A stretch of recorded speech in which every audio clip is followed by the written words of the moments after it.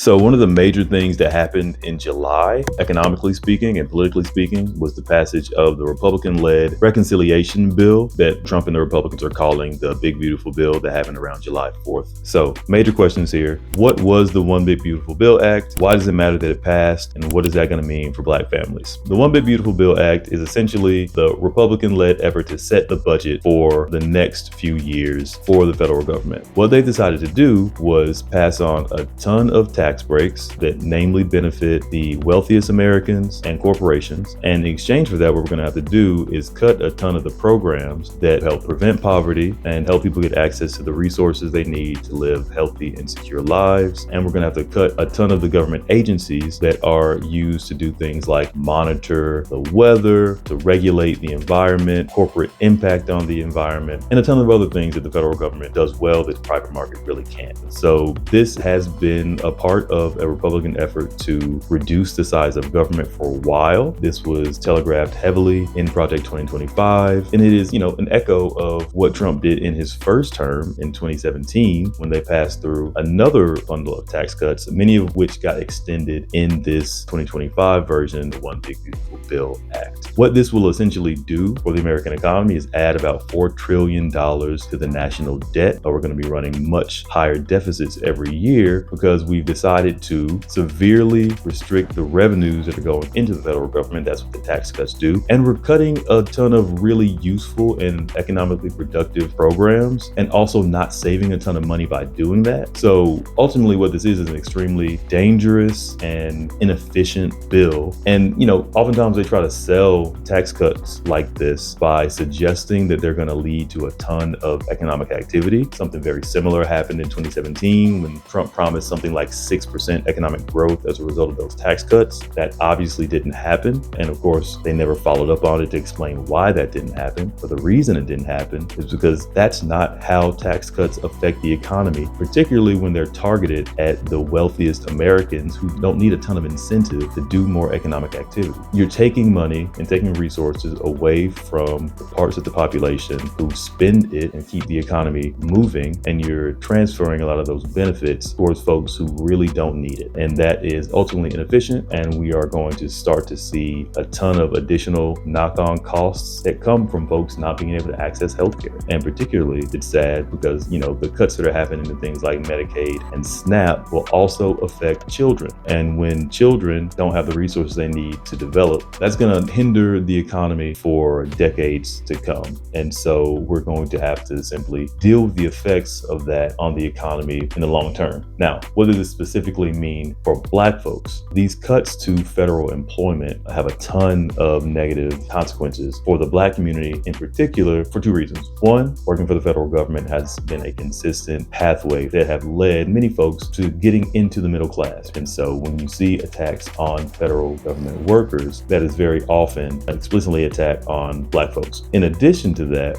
many of the programs that are being cut are those that serve the Black community. Oftentimes you have situations where folks are working in these government positions serving their own community. So when you lose that job, you lose both the employment opportunity that was taking place and you lose the resources that were being provided through that government employment. It's really a double negative impact on the Black community as a result of these programmatic cuts.